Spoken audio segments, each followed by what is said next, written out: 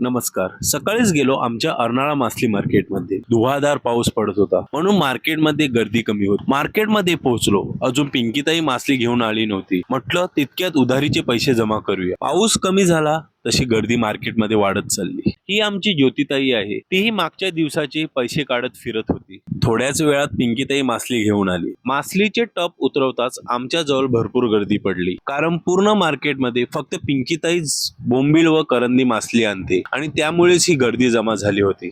पिंकीताईने आज बोंबील, करंदी, काळे मासे, लहान व मोठी कोळंबी ही सर्व मासली आणली होती. सर्व मासली विकून झाली. काकांना व आम्हाला जेवणासाठी कोळंबी, करंदी व काळे मासे घेतले आणि गेलो किनाऱ्यावर. आमचे काका अर्नाळा किल्ल्यात राहतात. त्यांना कॉल करून सांगितलं की मासलीची पिशवी किल्ल्यातील फेरी बोटीवर पाठवून दिली आहे. घरी आलो. ताईजवळ मासलीची पिशवी दिली. ताईने करंदी व कोळंबी व्यवस्थित साफ करून घेतली. आईने आज घरी जेवायला कोळंबीची आमटी बनवलेली.